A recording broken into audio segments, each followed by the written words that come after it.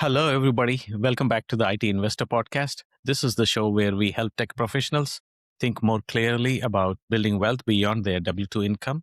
I am Pramod, joined as always by my co host Wally. Today, we are diving into a topic we are hearing about constantly: the current state of multifamily real estate and what market conditions actually look beneath the headlines. Yeah, because the conversation out there is loud right now. Depending on who you follow, the outlook sounds either catastrophic or unrealistically optimistic. Neither of these extremes is very helpful. Yes, context matters here, right, Wally?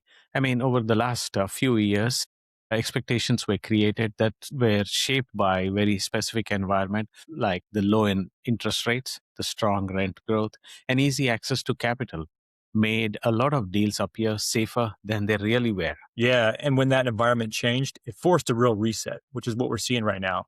What we're seeing now feels less like a breakdown, but more like the market reasserting basic rules around the fundamentals like risk, leverage, and cash flow. Yes, and higher interest rates brought those rules back into focus today, right? Underwriting assumptions that relied on steady rent growth and quick exits are being tested today. At the same time, properties that were structured with margin and patience are continuing to operate. That's right. Supply has been a big part of the discussion as well, especially in certain Sunbelt markets. There is real pressure in places where a lot of new units were delivering all at once. And the numbers back that up. One major research shop is projecting another 450,000 new multifamily units to deliver in 2026. Now, that's lower than peak, but it's still a lot of keys that are just going to show up in the same window. Those are a lot of deliveries, Wally. And this is where like people get tripped up, right? Oversupply doesn't mean housing is dead. It usually means that the market has to absorb those new units. And of course, absorption takes time. Also, the pipeline is changing. Stats have cooled off meaningfully, which matters because it sets up a very different supply environment after this wave gets digested. And at the same time, broader demand drivers haven't gone away. Household formation continues and home ownership remains out of reach for many renters. Those forces don't disappear just because financing conditions tighten. Yeah, rent growth is where the shift feels a little bit more obvious. Instead of automatic increases every year, operators are having to compete again. And in some markets, that just means flat rents. In others, it means modest concessions. Nationally, that flat comment is not just a vibe. Yardi Matrix noted December 2025 ended with basically no year-over-year advertised rent growth nationwide. Yeah, Wally, and Yadi Matrix is also calling about 1.2% rent growth for the 2026. And Real Page, another company similar to Yardi Matrix, is more optimistic, and it's forecasting about 2.3 percentage average national growth for 2026. But either way, nobody is calling a return of 2021 rent spikes. Yeah, 1 to 2% rent growth is not blowing anybody's socks off. And it is worth to explain the difference in plain English. Asking rent can look stable, while these effective rents, they soften because those concessions, they're kind of discounting that rent quietly in the background. So if you're an operator right now, it's not how much can I raise my rent, it's how do I protect my occupancy that I have? How do I protect renewals? And how do I keep the property competitive without giving away the whole shop? Yeah, I like that strategy, especially in this environment where, you know, um, after the prices have gone so much with the inflation and all that, doing a rehab or turning a turnover of unit has become much more expensive. So in this case, actually, it's in the best interest of the operator to have a lease renewal with small increases than have a new lease, probably say with $100 increase, but he had to spend like maybe 2,000 or $3,000 just to rehab. Agreed. Now, historically, that kind of environment isn't unusual, right? I mean, it just feels unfamiliar after a few years of unusually strong growth. And Wally, here is the piece that a lot of people miss. Renewals are doing a lot of heavy lifting. CBRE, a very reputed firm, is pointing out that renewals are running at historically high levels, about 57% leasing activity. And that stability matters where new lease pricing is competitive. Yeah, that's a great point, Pramod.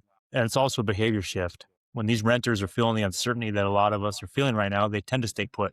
And from the owner operator side, it's often cheaper, like you mentioned earlier, to keep that resident than it is to go win a brand new one with concessions. Yeah. Now, Wally, where things get complicated is on the financial debt side, right? Now, a large number of loans were written in 2020 or 2021, and these were structured actually on short timelines and variable rates with assumptions like refinancing would be straightforward, which apparently is not the case now. No, not at all. But that assumption was shared by a lot of operators. The expectation was that rates would ease by now and refinancing would provide relief. But instead, many borrowers are finding themselves carrying higher debt for a longer period of time. Yeah, and part of the confusion actually comes, Wally, why the rates are not coming down. Although we hear these days, like the Fed is reducing the rate by a quarter point or 25 basis point. Now, actually, the mortgage rates for commercial properties are influenced not by those rates, but by the 10-year treasury. That's absolutely right. And that 10-year treasury has not cooperated, and just this last week on the 20th of 2026, 4.3%. And then a day later, 4.26%, right? So it's not really moving the same way we're seeing the Fed rate cuts. Yeah, and as a result, we are seeing a lot of pain in the market, especially for the operators who want to, get out of the deal, who wants to refinance. Um, and the long-term borrowing costs have stayed elevated, and they are just waiting for the policy to shift. Yeah, and for like you said, those deals with those floating rate debt, the gap that we notice between Fed rate cuts and the 10-year Treasury, like that gap matters. Even with rate caps in place, debt service is still continuing to climb. We're not really seeing a major drop in mortgage rates. Maybe a little bit now, but and it's not enough to provide that ease that we need. And cash flow that once was really comfortable with lower rates has adjusted, and debt service coverage ratios are a lot lower. Yeah, and this is why exactly as we have mentioned in our past episodes, that due diligence is the key. Like where our tech investors, they really need to do their due diligence and ask the questions before investing. How is the deal financed? What is the capital structure? And now, more than ever, outcomes are being driven less by quality of real estate and more by how the deal was financed. Yeah, you're absolutely right, Pramod. I mean, you can have a great property in a great location with an operator that's top notch, but if the debt just doesn't match the business plan, your margin for error will just disappear quickly. It takes a major repair or something to just crush that deal. Yeah, agree. And we can see this stress actually. TMBS is a Mortgage Bankers Association reported that the delinquency in 2025 Q3 is 6.59%, and it spiked up to 7.3% in December. And whereas for agency loans, which is usually done by Freddie Mac, they have the number at about 0.51%. That gap tells you where the pressure is concentrated. Yeah, agreed.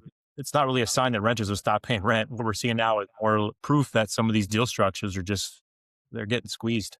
Yeah, Wally. And the sponsors are responding to these events in different ways. Some are actually asking, our favorite term, which is the capital call, right?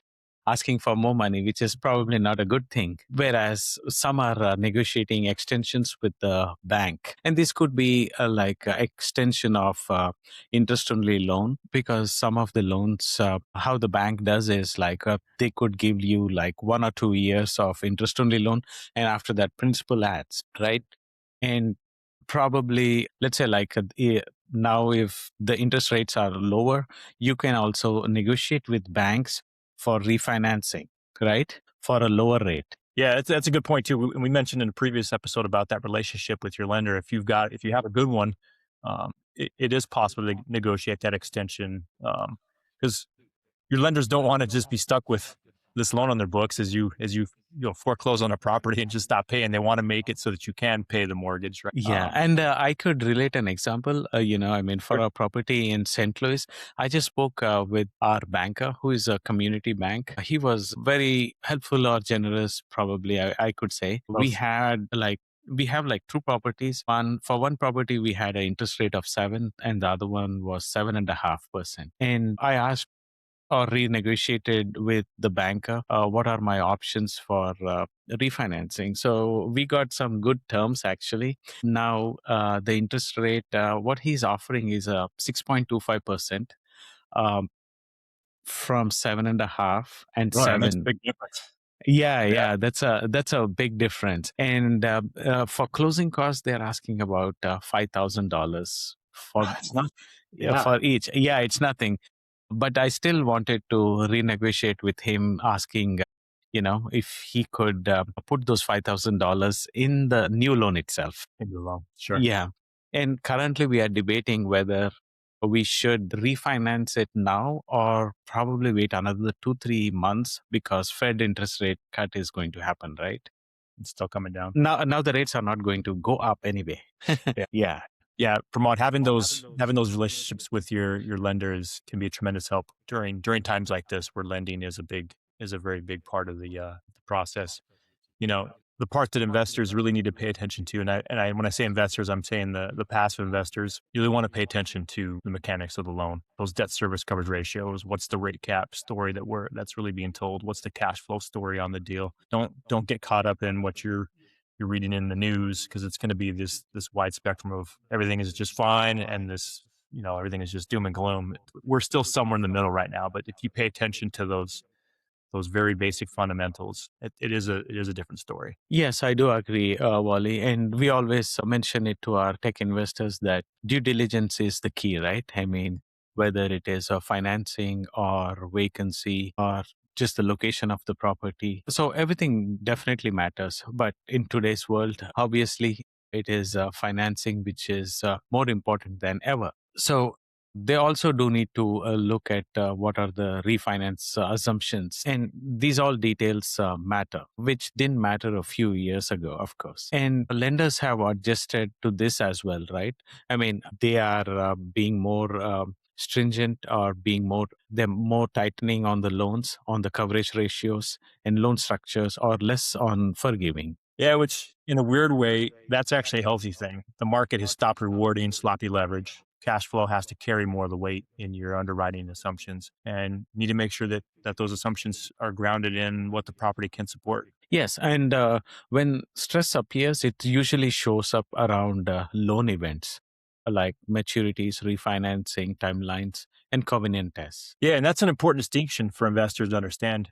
The demand for housing hasn't evaporated. The pressure is coming from financing decisions that were made in a time 4 or 5 years ago that had a very different set of assumptions. Yeah, and in a good way, Wally, all of this has created or started a new opportunity in certain parts of the market where we have motivated sellers or motivated buyers, more flexible deal structures, and financing creativity that simply wasn't needed earlier. Yeah, you're absolutely right. We're seeing transaction activity pick up. Quarter three 2025, apartment sales volume was reported around 43.8 billion, which is 13% higher year over year. Distress sales are also up almost 20% year over year. That's not like an everything is on fire, but it is where, we're seeing more motion, more situations where sellers they're motivated to get off of some of their bad deals. Yeah, Wally, also cap rates have moved. Reports are tied to MSCI data. They have come up with 5.63% as the cap rate, which is the highest since 2017. That's part of the reset. I mean, pricing has had to adjust to the cost of the capital, right? Right. And that's why we keep saying this market is just more honest. Buyers are underwriting like adults again. Sellers who need liquidity are negotiating again. And that combination is actually creating really good opportunity for new deals to be created. Yes. And this is where the kind of environment where patience matters, right? I mean, not rushing to deploy your capital, but staying close enough to the market and recognize where the risk is and where the reward is. Yeah, agreed. It's so important right now to be selective. Today, it's not enough for that deal to be in a good area. We need durable cash flow. We need a capital structure that can survive higher for longer. And it needs a business plan that works, even if those rents cannot bail you out. Yeah. And for tech professionals who are evaluating multifamily, the questions could be something like how long is the hold? How durable is the cash flow? How does the deal perform? Is assumptions don't improve quickly? These are all the questions that they should be asking the sponsor before they invest in. Yeah, I completely agree, Pramod. To kind of wrap it all up, summarize things, the market isn't easy right now, but it's definitely being more honest. And for investors who value discipline over hype, this can definitely still be a great opportunity for all of us. Yeah. If this conversation was helpful, make sure to like and subscribe so you don't miss future episodes. We'll continue to break down here all about the markets, the deals, and the long term strategy goals. Thanks for listening to the IT Investor Podcast, and we'll see you next time. Thank you.